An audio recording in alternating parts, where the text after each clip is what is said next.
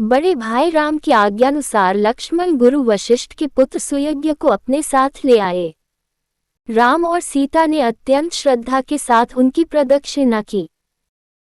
इसके पश्चात उन्होंने अपने स्वर्ण कुंडल, बाजूबंद, कड़े, मालाएं तथा रत्नजटित अन्य आभूषणों को उन्हें देते हुए कहा, हे मित्र, जनकनंदिनी सीता भी मेरे साथ वन को जा रही हैं, इसलिए ये अपने कनकन, मुक्त माला, किंकनी, हीरे, मोती, रत्न आदि समस्त आभूषण आपकी पत्नी को दान करना चाहती हैं।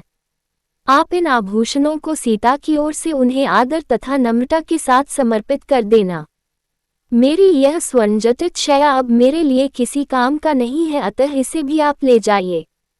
मेरे मामा ने अत्यंत स्नेह के साथ मुझे ये हाथी दिया था, इसे भी सहस्त्र स्वर्ण मुद्राओं के साथ आप स्वीकार करें।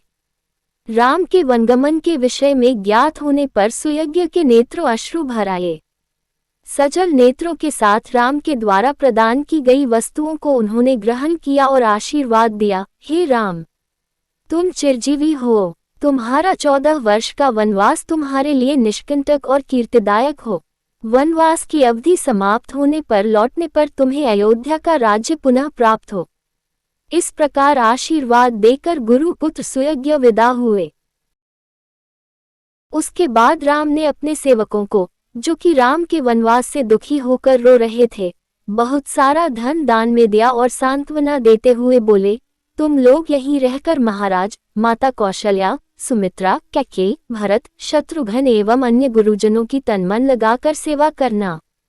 सदैव इस बात का ध्यान रखना कि उन्हें किसी प्रकार की असुविधा न हो। फिर राम ने अपनी समस्त व्यक्तिगत संपत्ति को मंगवा कर सीता के हाथों से उसे गरीब, दुखी, दीन दरिद्रों में बंटवा दिया। राम और सीता के द्वारा मुक्त हस्त से दान दिए जाने की चर्चा सारे नगर में दावानल की भांति फैल गई।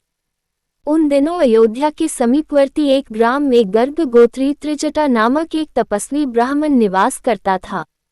उनकी बहुत सी संतानें थीं और वह अत्यंत दरिद्र था। उसे अपनी गृहस्थी का पालन पोषण करने में अत्यंत कठिनाई होती थी।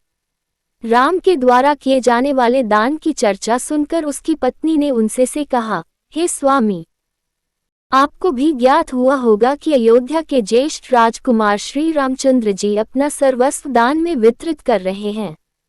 आप भी उनके पास जाकर याचना करें। हमारी निर्धनता और दरिद्रता से तथा आपकी याचना से द्रवित होकर दयालु राम हम पर भी अवश्य ही दया करेंगे और इस दरिद्रता से हमारा उद्धार कर देंगे। तपस्वी त्रिजटा याचना में रुचि नहीं रखते थे, किंतु पत्नी के बार बार प्रेरित किए जाने पर विवश होकर वे श्री राम के दरबार की ओर चल पड़े। वे शीघ्रातिशीघ्र एक के बाद एक 5 ड्योढ़ियां पार करके राम के समक्ष जा पहुँचे। उनकी तपस्या जनित तेज और ओस प्रभावित राम बोले, हे तपस्वी, हे ब्राह्मण देवता, आपका हृदय तीव्र गति से स्पंदित हो रहा है और शुभ्र भाल पर श्वेत कण झलक रहे हैं। ऐसा प्रतीत होता है कि आप बड़ी दूर से तीव्र गति के साथ चले आ रहे हैं। आपकी वेशभूषा आपके धन का अभाव का परिचय देता है, अतः आपने अपने हाथ में जो दंड रखा है उसे आप अपनी पूर्ण शक्ति के साथ फेंकिए। ये दंड जहां पर जाकर गिरेगा, आपके खड़े होने से उस स्थान तक जितनी गौएं खड़ी हो सकेंगी, मैं आपको अर्पित कर दूंगा और उन गौओं के भरण पोषण के लिए भी पर्याप्त साधन जुटा दूंगा। इस आदेश को सुनकर त्रिजटा ने पूरी शक्ति के साथ दंड फेंका। दंड सरयू नदी के दूसरी पार जाकर गिरा। राम ने उसके बल की सराहना की तथा उसे अपनी प्रतिज्ञानुसार गौएं दान में दी। उनको विदा करने के पूर्व स्वर्ण, मोती, मुद्राएं, वस्त्रादि भी दान में दिया।